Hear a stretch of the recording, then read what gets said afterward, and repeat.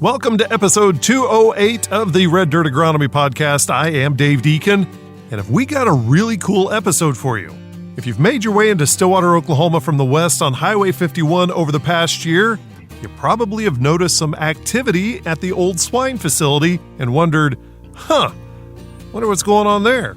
Well, today you're in luck. We sat down with Linda Carrier and Matt Bairtrack with Oklahoma State University's new student farm to explain what they're doing there and what the future of the old swine farm holds. I think you'll be pretty impressed what they're doing with the front 5 acres. As always, we start with a quick trip around the table for an introduction to the dream team of dirt and everything that grows from it. Let's start with Oklahoma State University Extension Cropping System Specialist. Surprised we didn't get the anhydrous this morning. Like that's no, Dave, you're done. Did somebody say anhydrous? Dr. Josh Lofton. And next to him is Oklahoma State University Extension Precision Nutrient Management Specialist. Can you kind of give what vision you've seen or heard from at least the administrators when it comes to the facility that you're at, both on the vegetable processing side and just the infrastructure and what goes on with that area? Dr. Brian Arnell.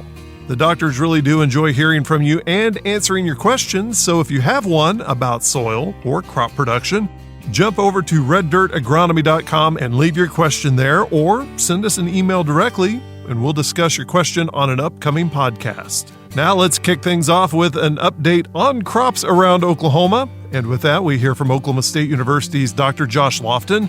And as you listen to the golden tones of Josh Lofton, remember, this was recorded on September 5th, 2023, and the update reflects that. You are listening to the Red Dirt Agronomy Podcast.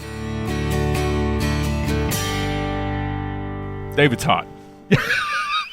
And dry. I don't know if you were familiar with this, Dave, but it's pretty hot and dry. And that's really pushing us pushing a lot of things in the wrong direction. Mm-hmm. We've heard a lot of growers come to various meetings and kind of talk about, the biggest thing right now that we're really worried about is our soybean. Yeah. Corn, a lot of the corn's kind of getting towards the back end or has already been put in the bin.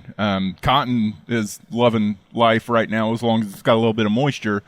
Grain sorghum's kind of getting towards the back end, but it's the soybean that still has a lot of potential growth to it, and it is walking backwards. And that's especially from Stillwater I-35 West, where they kind of got off the water a little earlier.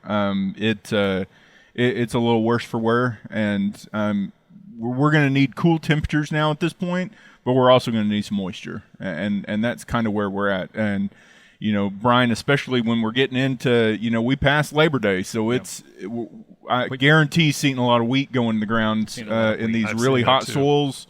Yep. With not a whole lot of moisture, and that's something that has to be talked about a lot. Is it's about that time. Some of these growers plant soil in these hot soils or plant wheat in these hot soils all the time. We're really hot for September, and we're really dry.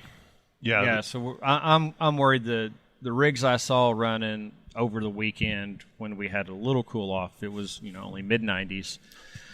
Dry soil, they were kicking up so much dust, working that ground. I mean, the fields that I watched had already been worked 4 times since the last rain. So we've got hot, we've got dry. They put in hydrocin in front of the wheat same day.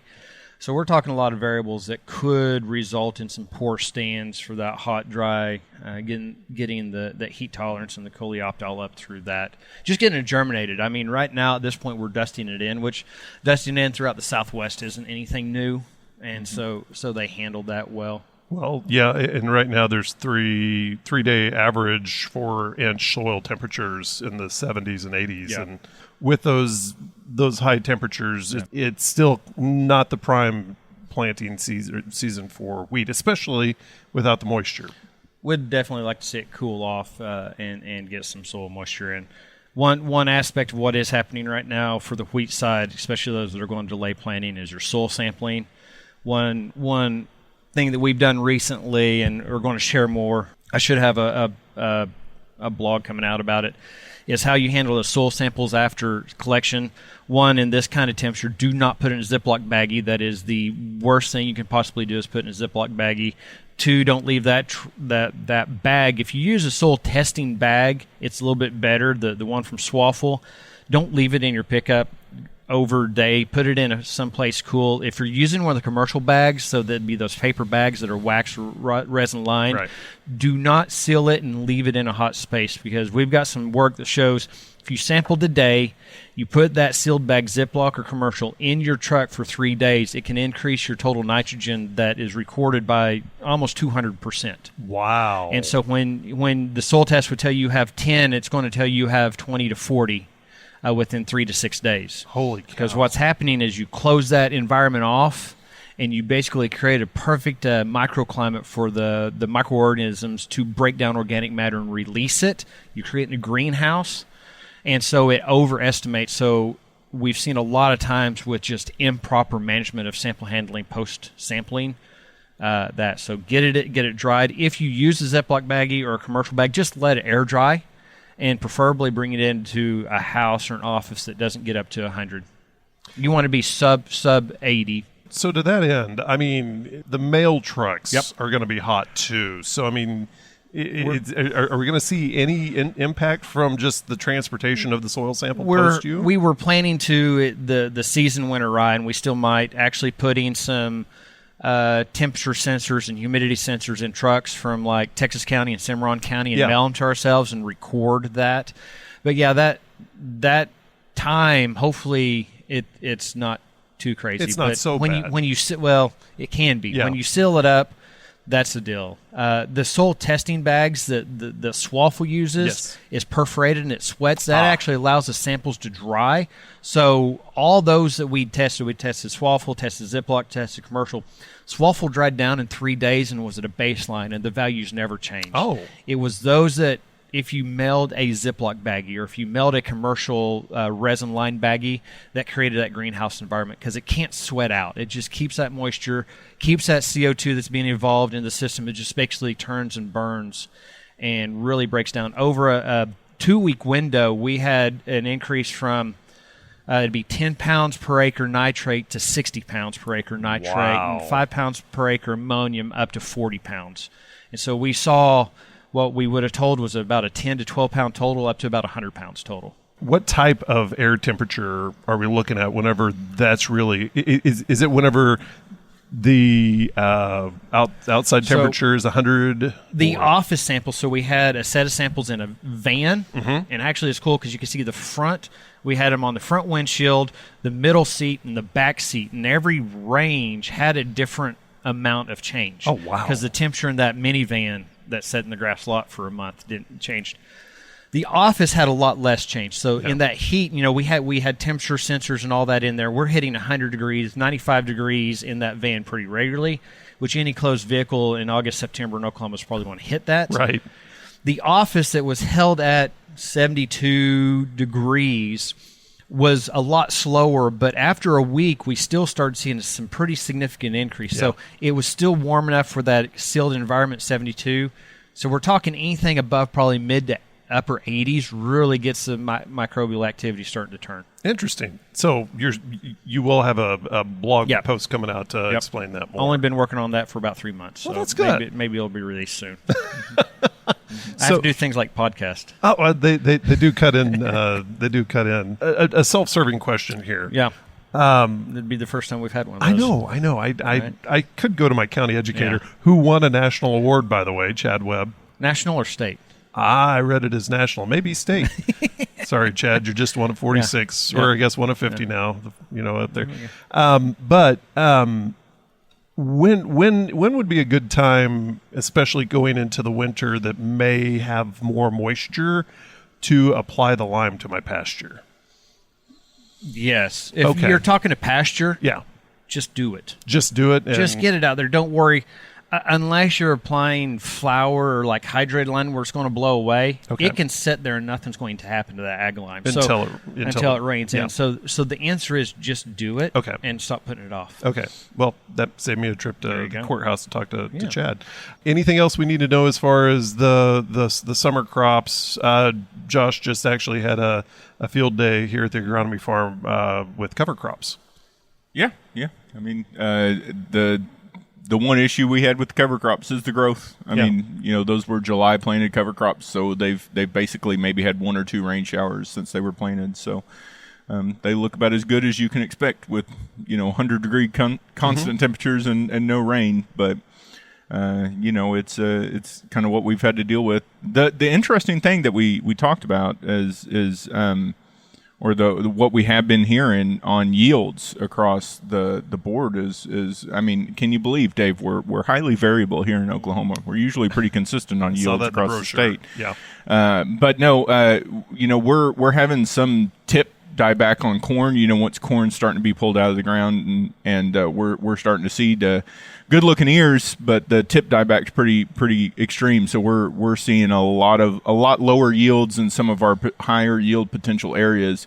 We cut some corn right here in Stillwater. It cut 70 to 90, which for the area is pretty good. Yeah. But we've had some folks back east that have started to cut, and because of tip dieback, they're just over 100, something like that, which is pretty subpar for what they like to see. So, yields are highly variable. I think a lot of the far east and the far west, because the periods that they've been so hot and dry during the earlier parts of the summer, I think we'll take the biggest hit from compared to until recently. The central part of Oklahoma has been pretty good on some of their summer crops. So some of that's coming out is looking pretty good. And the cover crops are dying fast, and some of the ones we've just planted aren't coming up very fast. So, we're kind of at a standstill right now, and that extends to our vegetables as well. One more thing, I'm sorry. No, this was the transition, Dave. I'm transitioning. You set that up. That was perfect. I mean, it was great, but I'm kind of doing the Shaquille O'Neal and just wait one more. We'll edit that out in post. No, we won't. I don't know that we will. The State Fair effect is about to happen. It's about to cool off, hopefully. Why are you saying these words? Forecasts are showing you're saying these words still. That it could cool off, and we could kind of be changing weather patterns as it happens around the State Fair time. Much like they said in June, right? Just like they said that in June. Yeah. What does that mean for soil nutrition across the state whenever we do start to have the moisture back in the ground? Folks are thinking about planting wheat. Obviously, soil sample. Well, yeah, the soil sample, but the thought pattern has changed of putting nitrogen down at planting. The grazers still need nitrogen down. Right. We still show that if you're a dual purpose graze out, 50 or 60 pounds down. If we don't get the moisture, pull back the rains, don't go all in 100, 120 pounds. We've got to have soil moisture. The last multiple years, we've not had good fall growth. The value of 100 pounds at that point in time is nothing if we don't have fall growth. So 50 pounds gets us through the fall. If it starts getting wet, then we go up, put out more. If it stays wet and warm through the fall and winter and we have good growth, then we can apply more. The grain-only guys, we've been showing this over and over and over again, and it's just that soapbox is that there has been shown zero value in pre-plant nitrogen for grain-only wheat. We're talking you can still do in-furrow, N&P, whatever you want on that. But that pre-plant application in all of our data shows the only value of it is that you spend money at that time. Yeah. Might as well wait till preferably green up application. If you're really high yielding, it's a 2-shot green up and jointing. But save that money. We'll have another blog coming out that summarizes all of the last couple years. And effectively, anything applied from the time of October through December was significantly less yielding than anything applied through February and early March. Yeah. Okay. In all locations across Oklahoma in the last 3 years. Watch this, Josh. You ready? Do we see that same impact whenever it comes to vegetables? I would not know, but we have people that may know. Keep going. You're doing really good with this. Okay, thank you. Yep. Mine was better. It was better, and I think it'd even be better if we threw it. Hey, all those people that came in for the game on Saturday that they filled the stands and really whipped up on that Arkansas team. On that note, no. I was sitting in front of some folks that were like, yeah, we traveled from Hot Springs to watch UCA get their rears kicked, UCA fans. Yeah. And they said, because my friend's nephew is the backup quarterback, so we figure OSU would stomp him, and then we would get to see Junior play. Yeah, we didn't see They did not. They did not. And they were kind of sad. But anyway, go ahead. But as they were coming into town from the west, not the UCA folks, because they came in from the east, if you know your maps, the turnpikes, coming in from the west, established really about this time last year. Things started moving. You might see all the farms, all those old animal science kids that came in from out west that worked at the swine barns on the west side of town. Probably seen it looks a little different. There's a high fence. There's rows. We've got some stuff out there. We have the student farms. And with us as our guest today, we have the two ramrods, the two masters of the student farms, Linda and Matt. That was amazing, right? Brian. That and was. You're not going to use a second of it. We'll see. We'll see how it goes. I'm debating on the other part, but this part we'll probably make it. We'll probably make it. Yeah. So, Linda and Matt, tell us about the student farm. This is, like Brian said, the public has seen it for about a year. Tell us about the inception of the farm. Okay. I started September 1 last year, and Matt started about 2 weeks after that. And I think we developed a plan. We've had a lot of support from Dr. Shrum and First Cowboy Darren.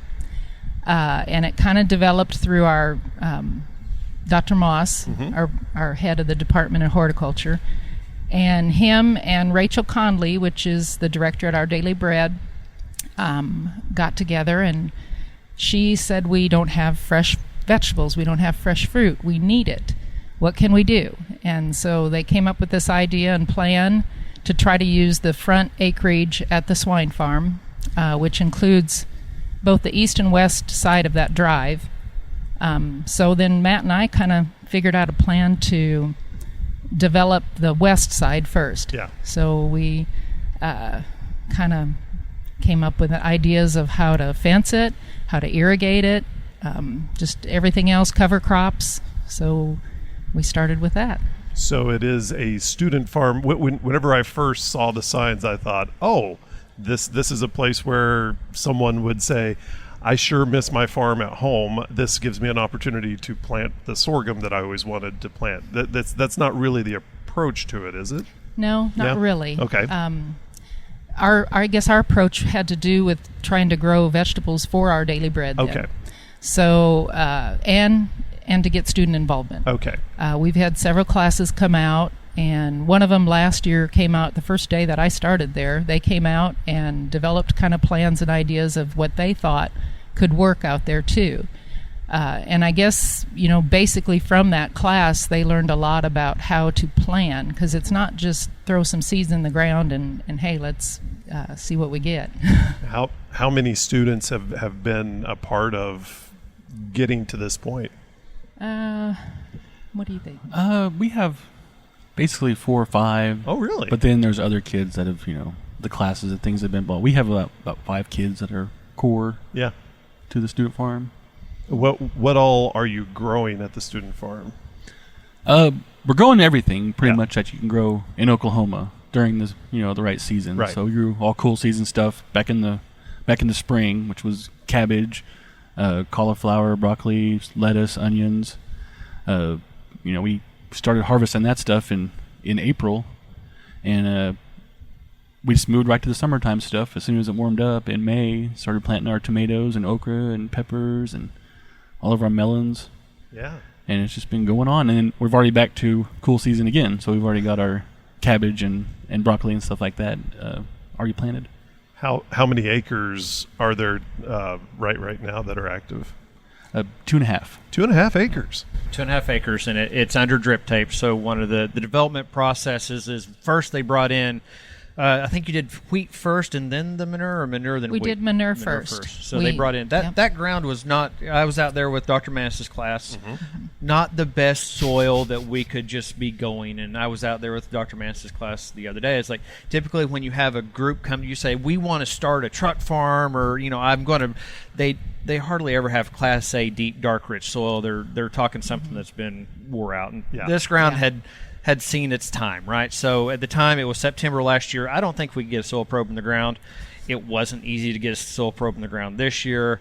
Started with 70 truckloads of beef feedlot manure. Yeah, yep. Over the 2 acres, so both sides. So they had about 2.5 acres on one side, 2.5 on the other. So about a 5 acre total. Yeah. So a lot of poo. A whole lot of poo.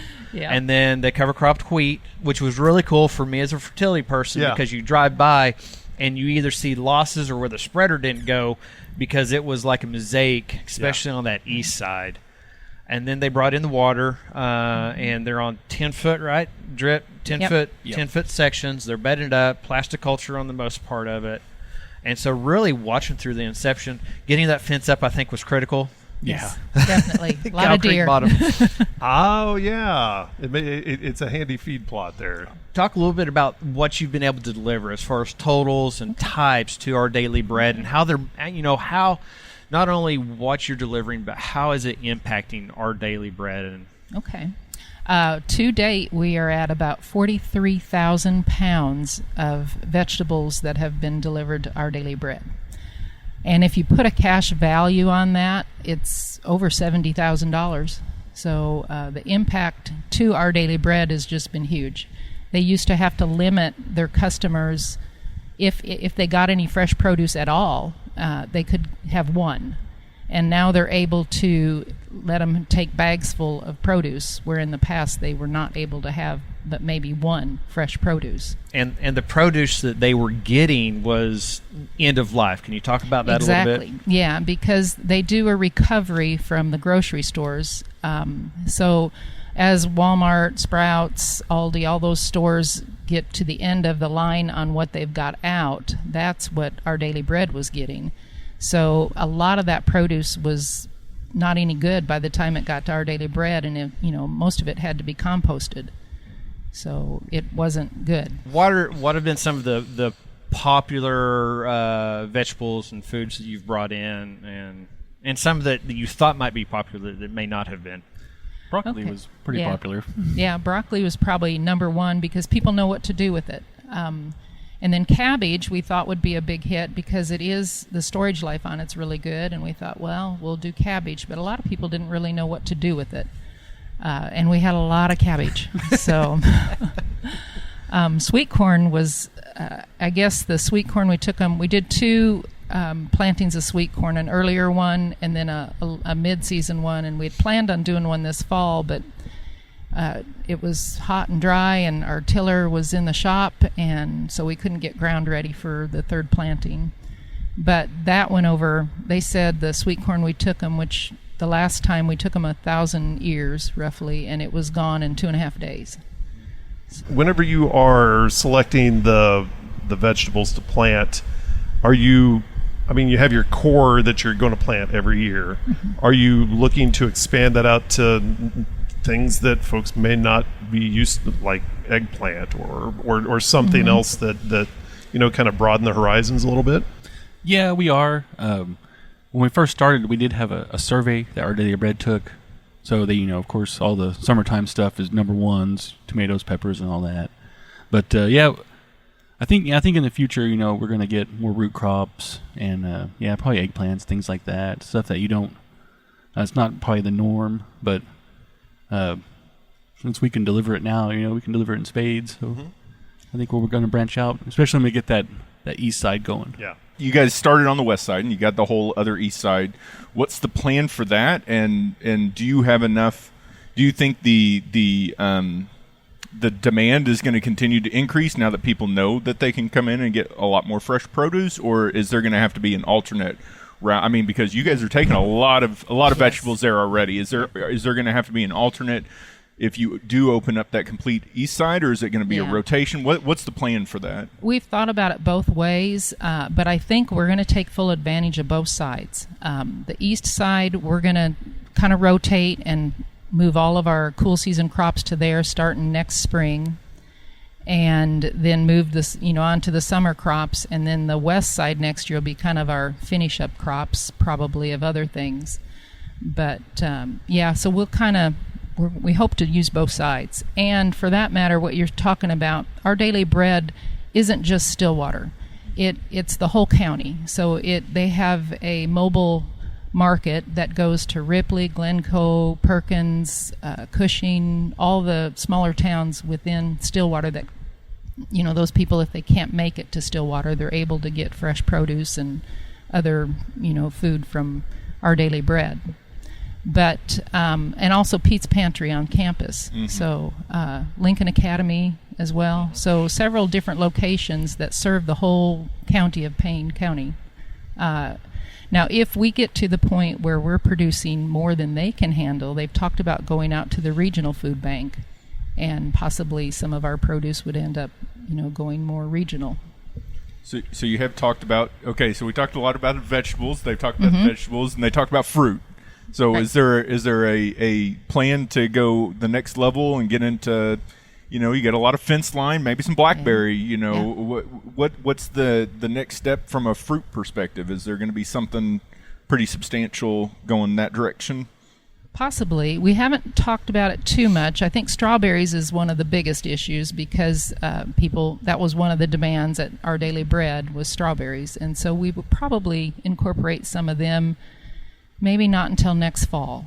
And then as far as some of the other fruit, blackberries, some of that, we've talked about it, but we haven't really got a plan developed for those just yet. I was able to be out with the class and again hearing these two talk the other day, so I got a lot of insight. So tell us a little bit about the lessons learned from year one of running basically a truck garden. When you guys started from ground zero, understand they started with an old pasture about 18 months ago, and then they've delivered almost 50,000 pounds worth of fresh produce. So what are some of the lessons learned? Because there's a lot of people a lot of people. There's at least two people that will listen to this podcast that understand trying to grow a garden and stuff. Probably one of the things we were very fortunate with our insect pressure, that being that ground had nothing but hay on it for several years. We didn't have a lot of insect pressure early on. We started getting that later on, and some of the things we did find out, just like everybody else when it came to trying to decide what kind of bugs eating our cabbage or what's going on, we just did like everybody else and Google it and see, and then develop a plan as to what we can do to get rid of it. So, but some of the lessons we learned, we laid out a whole map of the whole area and what we were planting. And we did most everything on 10-foot centers. Well, when we got over to the melons, that was way too close because we've got spaghetti squash clear over, 2 rows over, and so we need to leave us a little bit more room if we do have to spray or something like that, just to be able to get through. And we did one of our mistakes. We planted cantaloupe and honeydew melons next to each other, and that was a big mistake. They cross-pollinated, so we've got Honeylopes and Canadews. That's right. Some of those Canadews are pretty good, though. Really? Yeah. Oh, I've had a couple accidentally, and I've been a big fan of some of them. They're really good. Yep. You were telling me because I have a little garden. I love it, and I'm horrible at it. Stem borers have been the bane of my squash bugs. I despise because I could see them, but stem borers are the ones that eat up all my squash and everything so fast. You guys said you picked up some hacks from Oklahoma Gardening and some fact sheets. Yeah, on our we usually don't worry so much about squash bugs, so we can usually handle those, and they're not such a nuisance as the vine borer. The vine borer is what I think most people think. Oh, the squash bug's got my plant, but it's actually the vine borer that comes in, and it's a little moth comes in and it ejects its egg into the stem, and the egg turns into a grub, and the grub climbs up the stem and just totally wipes out your plant.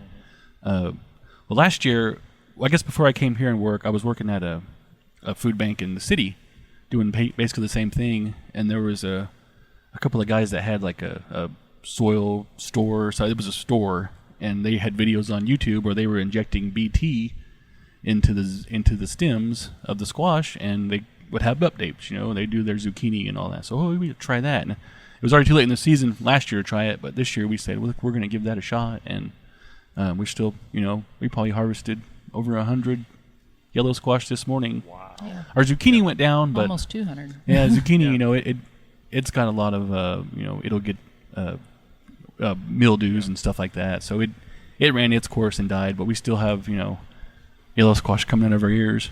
We probably should have done this like 20 minutes ago, but how about a little bit about each of our guests here, because we really haven't. I'd like to know, how they ended up coming into this position.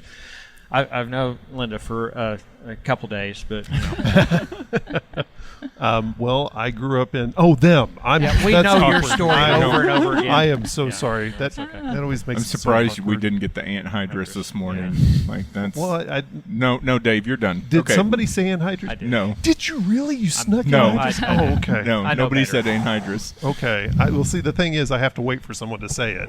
I can't just say, I know well, not my to. anhydrous is right. I Yeah, know not it's to. a Okay, yeah, it's our a guest, thing. Dave. Yeah, you're right. Okay, so tell us about your background, and Okay. since we're halfway through the podcast, this is a Okay. good time to find out.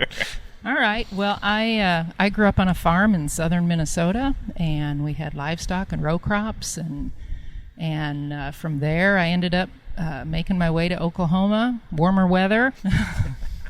I finished school at OSU, and I actually worked doing reproduction embryo transfer in cattle for 10 years before I came to OSU, and got hired on in the horticulture department. Dr. Lynn Brandenberger and Dr. Brian Kahn were my bosses, great bosses. And so I started on the vegetable world and loved it, and did a lot of research for about really 20 years is what I did for vegetable research. And then prior to coming on to the Student Farm a year ago, I was at the Botanic Gardens for a couple years as the garden manager there. So that gave me a new perspective in the ornamental world. So, but I'm glad to be working with vegetable crops again. I feel much more comfortable and a little more knowledgeable in that area. So, I'm originally from Fairfax, Oklahoma. It's just right up the road. When I was 18, I came here and graduated. My graduate high school, I came here. The only school I ever applied to. I didn't know what I wanted to do. I looked up forestry and was like, oh, forestry. I'd probably be good at that, Yeah. I got in there and I stayed with forestry for like 5 years and never graduated, I was like, okay, this isn't working out. So I left that and ended up getting with my wife now.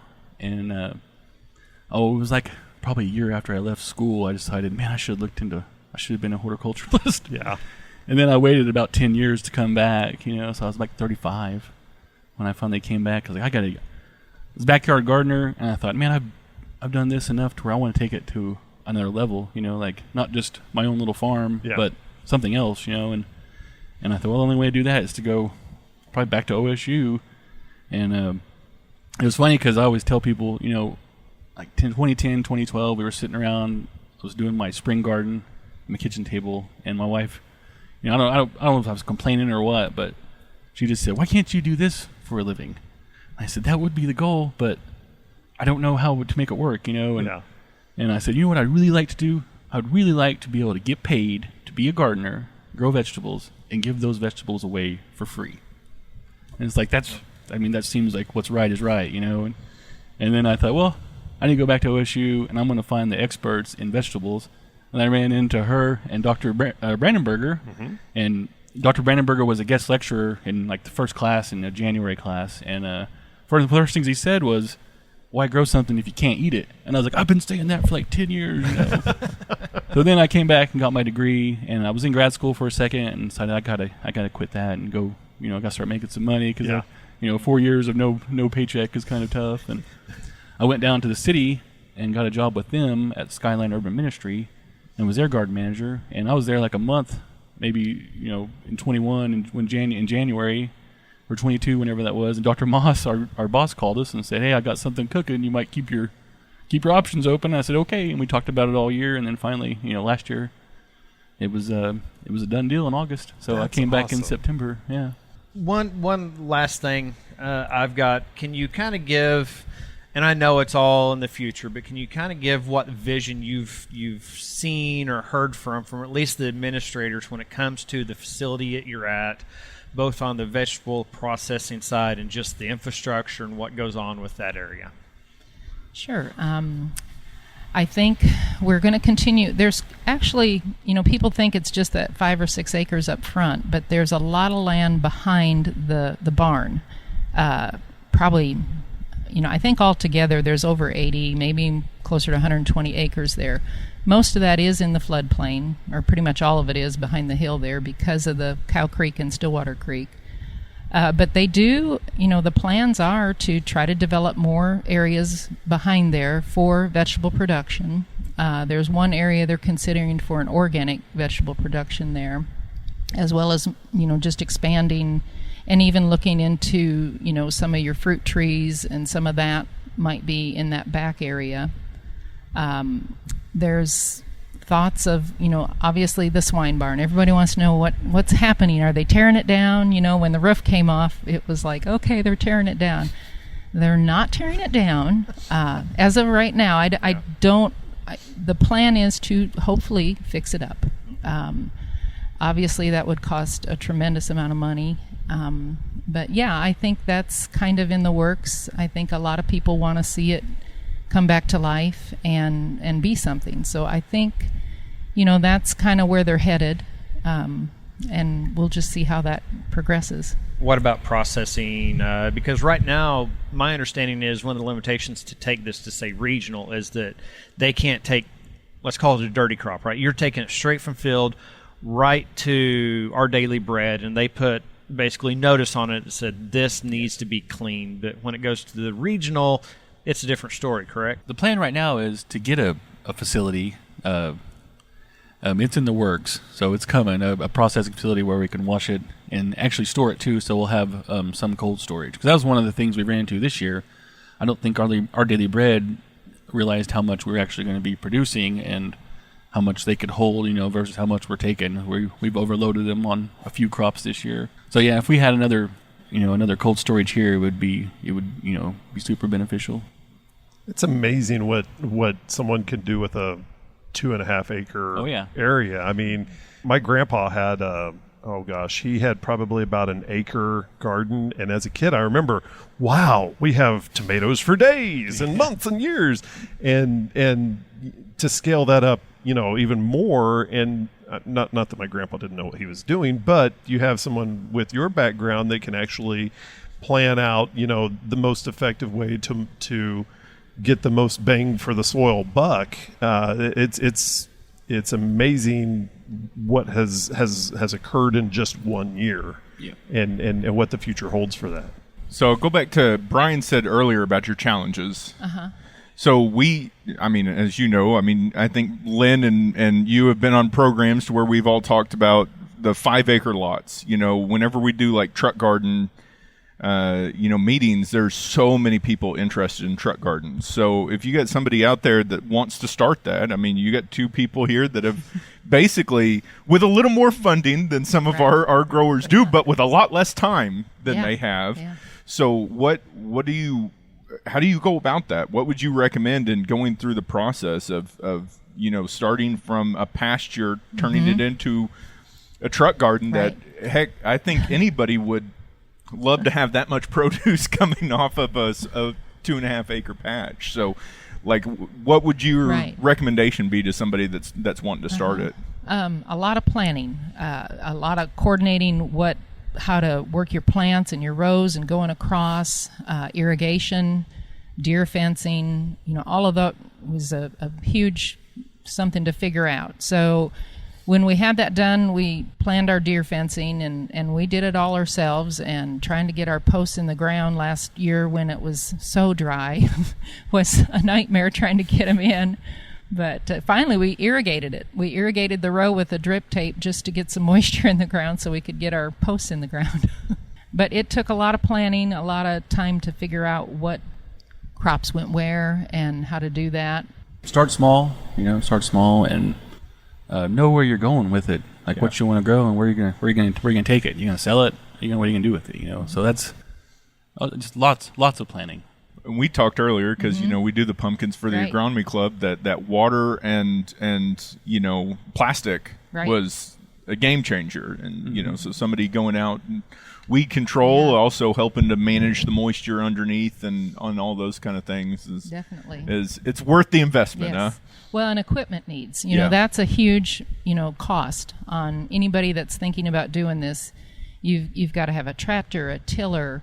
In our case, we've got a bed layer mulch shaper that makes our raised beds and puts a drip tape down, as well as plastic if you want to do plastic. The other equipment needs we had were the transplanter. That was huge because that saved us a tremendous amount of time. We started all our transplants from seedlings at Greenhouse Learning Center, and then when we went to transplant them, we were able to, last spring when we did that, we had about 5,000, I think we ended up with maybe about 7,000 transplants of cool season crops, and we planted one afternoon, I think over 3,000 plants in, just a few hours time. So it definitely is, if you're thinking a bigger garden, that definitely is a way to go. But you said you even could do seed with that too. Oh yeah, that transplanter worked great. Then when we got over to doing the melons and that, we had the plastic laid, and the transplanter drops. It's got kind of a funnel-shaped end to it that circulates and adds water at the same time, and it punctures the plastic, so you can drop a seed in, and and kids sit on the back of it. We had our students sitting on the back of it, and they drop the seed in, cover it up, and have a nice straight row and nice spacing, everything. So it worked really well. So you've talked a lot about the students and the involvement from the OSU students. Is this accessible to the public, just the general public? Can they come out and see what's going on, or is it primarily through OSU channels? If you want to come out and see what we've got going on, we've had people come out and take a look, and if we're usually there, right, so right. We'll kind of let them look around and see and a lot of people have questions, garden questions, this and that, and but as far as now, like volunteering, that's maybe another area of questions. We haven't had a lot of volunteers, basically because we don't have it set up and designed, with everything in order with OSU and liabilities. So what we've done is we've worked through the master gardeners have been able to come out, and as well as our Daily Bread volunteers. They've already kind of got their things set up through those, and so we've had a few of those come out and help us harvest, so that's been good. And of course, it's prime real estate as you are coming into Stillwater. The gateway to Stillwater, the gateway to OSU, right there on Highway 60 or on Highway 51, 6th Street, just there on the south side of the highway, right there by the Visit Stillwater building. I mean, you couldn't ask for a better place. Yeah, it's great. So if somebody did, the next football game, they come in, they take a gander at it, wanted to come and talk to y'all about what y'all are doing and actually gander it. I mean, like, how do they just come by, just drop by whenever you guys are there? Do they need to go through a channel, contact somebody to schedule an appointment to make sure that you guys aren't busy, cutting your, 2,000 pounds of yellow squash today? And so is there a channel, if anybody's interested in just coming by and seeing what y'all are doing for the community, that they need to go through, or how would you go about that? We've had tours come out. We've had several tours come out of various different groups, community groups, and we've also given talks at some of the Stillwater Rotary clubs and things like that. But the tours that have come out, we like to have those scheduled. That way we know when we've got people coming out. If it's just an individual and they see us out there working, they can swing on by. And I bet if you could donate a significant amount to this gardens, that would help. That would help out. I bet a tour's not hard to get. Would be really good, especially if you want to drop like $1 million or $10 million for the new facility. Yeah. $1 million or $10 million. And they may let you be a volunteer at that point. Who knows? They may do the paperwork so you can volunteer. We'll push that That's through. Right. Now, we probably don't want anybody just coming out when we're not there because of the swine barn building. We probably shouldn't have people going in there because of, things are falling down along there. So when you're primarily on 1.5 acre area, Yes. will that expand to both sides? And if so, at what point? Starting now. Dr. Arnold was out there taking soil samples, and our next thing is to kill the grass and get it tilled up, then plant cover crops, and then start on the fence. So our irrigation is already in there. So our main thing is getting cover crops in and getting a fence built. So I'm going to jump back over to these two real quick. And for those of you listening on not TV, I'm pointing to Brian and Josh. We're not available on TV. That's true, but anyway. She mentioned planting the cover crops. Getting how important is that from starting from unbroken prairie, for lack of a better. Well, I wouldn't even say that. It's hurt land. It's damaged land, for lack of a better term, I guess. How important is it to go in and put in something first and try to, jumpstart the soil quality on a stretch of land like that? Well, I mean, I'll throw it back over to them, because you guys maintain those covers for a long time in season after you guys have already planted. And working with Dr. Brandenberger, worked a lot in cover crops and vegetable production. And sometimes he waited way too late. But that's another story. That's another story. But you like that ryegrass I love that rye heading out next to my no-till field. I mean, it's always good to have something there. It's good to start wrangling control over the land, if you will, if you're going to do something as high input and as high value as vegetables are.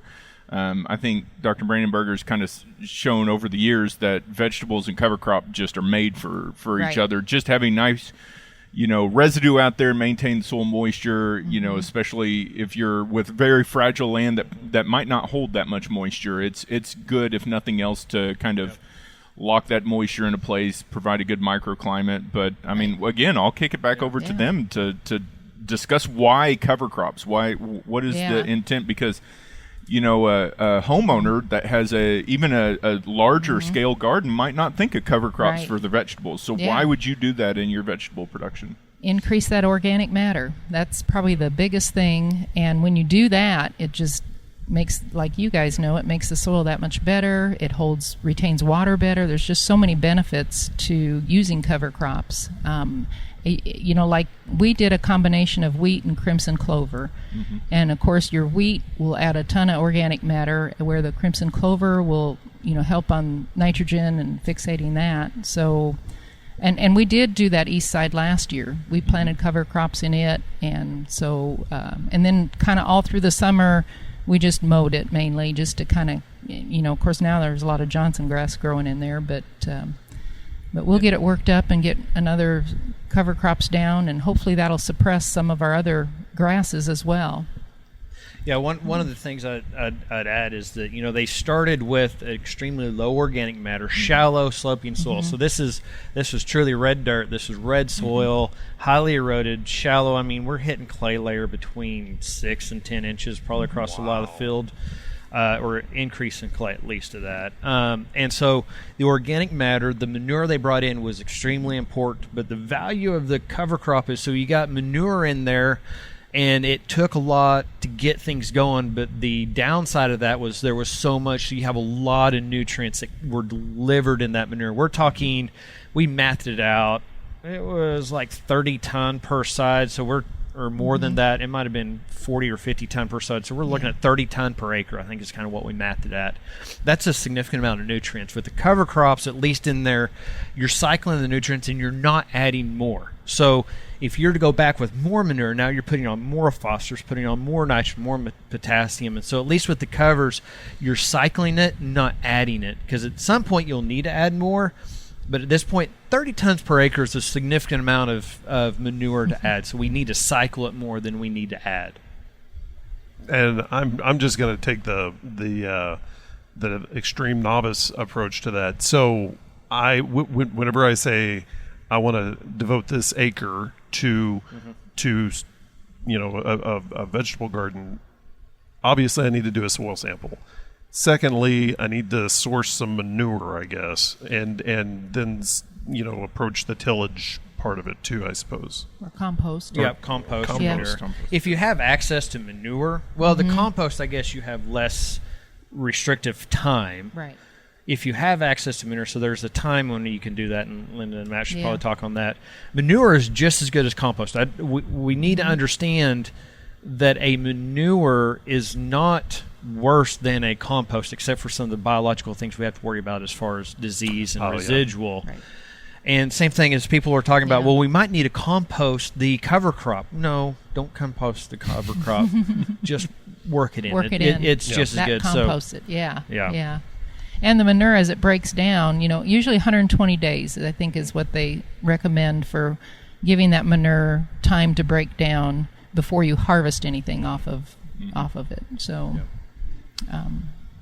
So really that goes back to the planning it out that you guys talked about, Right. just taking an approach. So John Q. Public is like, yeah, it just sounds like I want to try an acre. Where should and that's my impression of me asking that question. Where should somebody go to start that journey? Like start with their soil sampling, or Well, I mean, if I want to say, As resources. yeah, just you just guys- a Oh. resource. Anything Your extension. visitor had a ton of books. and anything so- extension wise, yeah, and of course, yeah, the main books, Knott's vegetable, handbook, and but anything, I always tell people if you ever have any questions, because usually basic questions, Yeah. I just Fact say sheets. tomato bug OK state extension. Just put those in Google, and you'll have a variety of things pop up. So I always send people towards extension fact sheets Yep. because that's where I got a lot of my knowledge. That's where I learned about stake and weave, and little did I know, I'd be working with the people that wrote those. Later on, then I have one myself. It's like, oh my goodness, now I've got my own. I published. Yeah, like what the heck? It's all of a sudden, yeah. So I say if you can't find it in Oklahoma, go to K-State. Yeah. Go to the states surrounding us. Just start extension stuff first. That's where all the research is and everything else. Most things you can figure out from that. variety trials too. Yeah, variety trials. We did. I was part of, and Matt was part of it as well. 20 plus years of variety trials, and on all different vegetable crops. So, and all that's published, available on the websites. Like he said, if you type something in, you can figure out what varieties worked in Oklahoma. So, As a matter of fact, we did our two broccolis because one of our grad students, it was the variety she did the year before, and we looked at the results and said, well, these two did pretty fantastic. Let's do those, and they worked crazy good. yep. Linda and Matt, thank you guys for coming out and joining us on the podcast. It's been a lot of fun, and it's kind of outside of our usual focus, but I mean, you guys have really done so much with the student farm in the first year, and here's to doubling it in the future, and Yeah. possibly doubling that. It's a regional impact. Thank you for listening in on this conversation of the Red Dirt Agronomy Podcast. And if you would like to join the next discussion, send us an email. It is podcast@reddirtagronomy.com, or send us a tweet. Our handle is reddirtag. We would like to thank Linda Carrier and Matt Beartrack with Oklahoma State University Student Farm for joining us on the podcast today. To find out more about them or any of our guests, along with any of the resources that we've talked about today or in previous podcasts, visit reddirtagronomy.com. There you will find show notes, and you can listen to past episodes too. For Dr. Josh Lofton and Dr. Brian Arnell, I am Dave Deacon, and we all want to thank you for listening. The proceeding is a copyrighted recording of Agnow Media, LLC 2023. And yes, all rights are reserved.